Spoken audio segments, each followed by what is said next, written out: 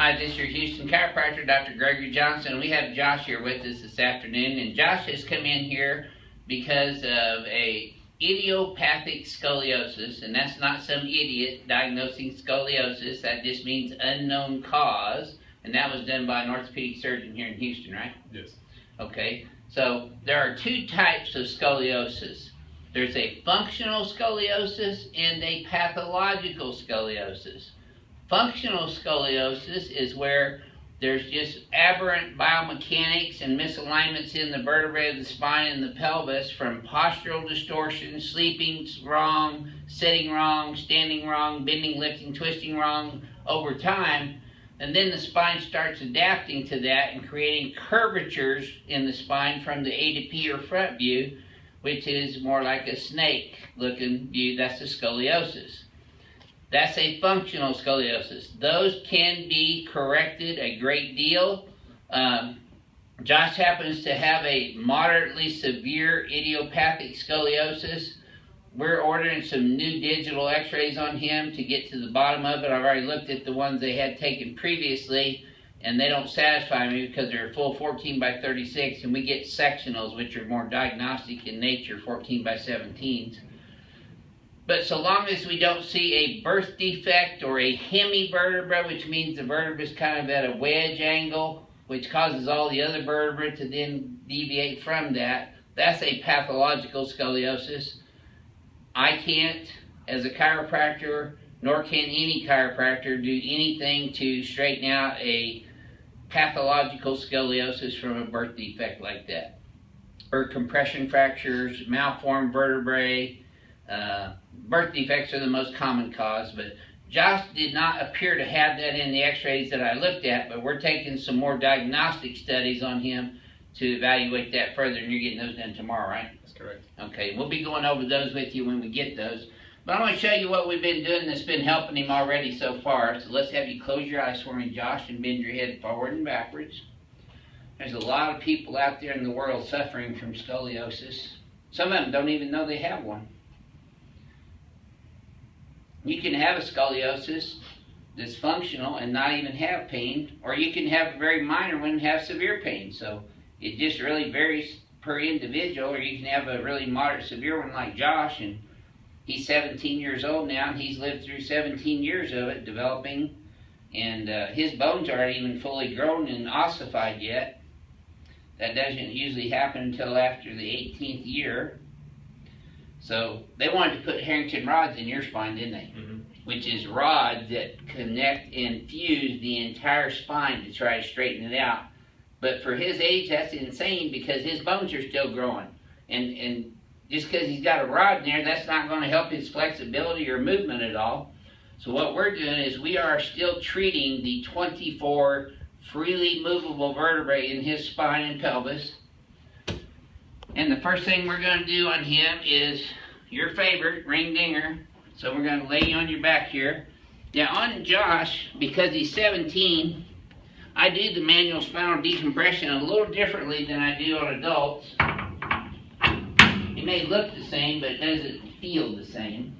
Get him in there good and tight. He usually goes in the last couple of pegs there. That's good. There we go. Feel in there tight? Yeah. Okay. We still raise the legs up to where they're parallel with the floor. I know we need some WD-40 on the table, so don't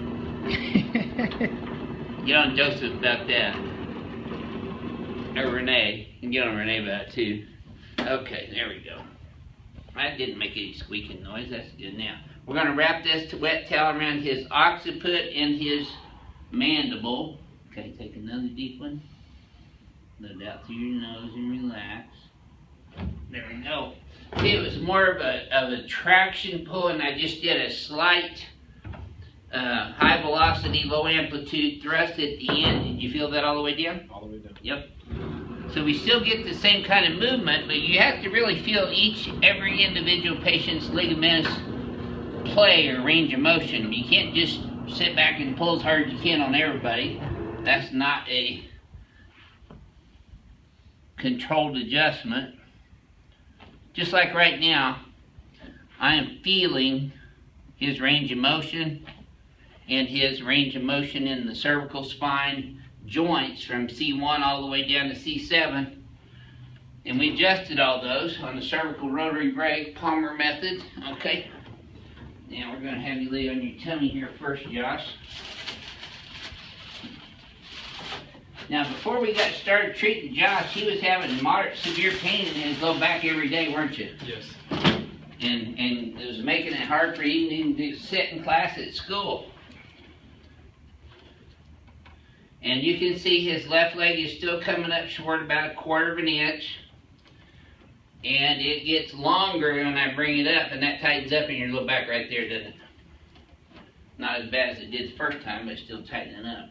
Right there's tender. Now, as you can watch my hands here. Actually, I'm going to pull your shirt up if you don't mind. And you mind if I can go in? There you go, good. So you can see the curvature right here. The convexity of it goes out to the right in the upper thoracic. Right here in the thoracolumbar, it comes over to the left side and then down into his pelvis. And you can see the right side of his pelvis is a little elevated over to the left side. So what we're going to do is we're going to bring his spine more into a straightened position here. And we're going to adjust his pelvis and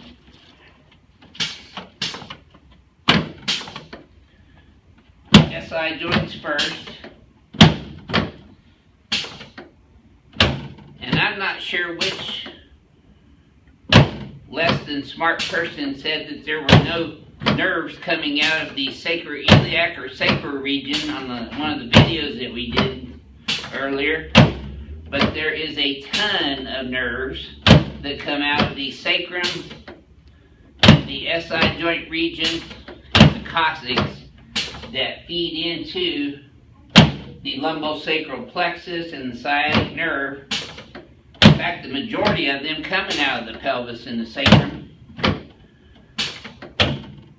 Some know-it-all thought he would bring up that the sacroiliac doesn't even have nerves coming out of it. Well, that's just absurd. There we go. The reason that we get these difficult cases like this is because I do know what's going on with spines and nervous systems. That's been my entire 36 years of graduate and postgraduate educations in neurophysiology, biomechanics, biophysics, neuropathophysiology, biomechanical and biostructural diagnosis, treatment, and rehabilitation. And I go to postgraduate education seminars every year to increase my continued skills and knowledge in that area. Now that was a little easier that time. Still a little short on this left one, so we're going to still hit that left hip again.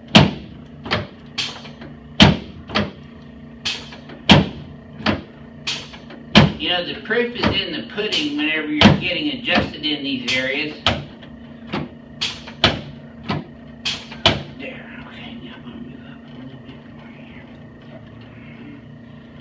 Now on this side you see the convexity is more on the right, so I'm going more right to left up here. Okay. There we go, right there. Now I'm going to pop your headpiece up a little bit.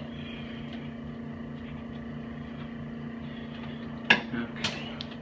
Now we're going to put his lateral cervical curve back into a forward 63-degree radially loaded arc, which is a cervical lordosis.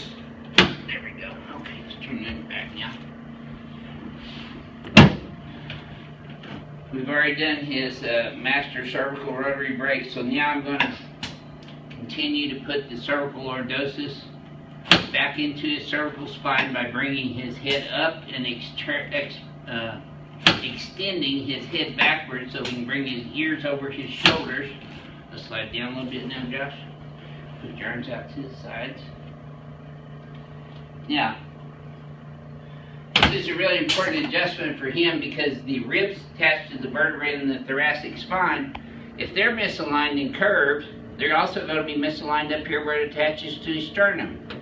So we're going to adjust his AC joints in his shoulders, his clavicle where it attaches to the sternum, and then his costosternal joints up front, which will also help the costovertebral joints in the rear get better as well.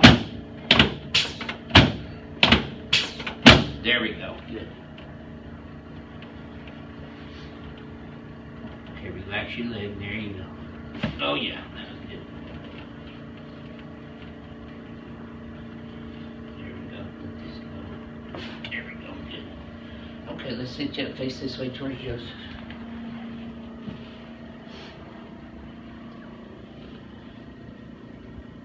Now we're just getting started with Josh's treatment. Once we get his films, we're going to blank out all the HIPAA data on it, and we'll show you his x-rays with his permission. And you'll see further what I'm talking about with the functional versus pathological scoliosis. And I think Josh can tell you, I'll let him tell you in his own words after we get done here. After each one of his chiropractic adjustments here, he seems to be leaving here in a whole lot less pain than he walked in the doors. But I'll let him tell you that for his own words. These are all unscripted videos too. We never tell our patients what to say, or they don't even know what's going to happen. Just stand up here and do your cervical adjustment. Okay, let's flex your head forward and backwards again. Now see, that's already better alignment and range of motion. Take a look. See, you're more centered already everywhere. But we're going to keep pulling these guys up and back, flaring these guys here. I'm still going to bring that head straight back and up like this. And now I want you to shift your pelvis straight right. Yep. Hold that right there.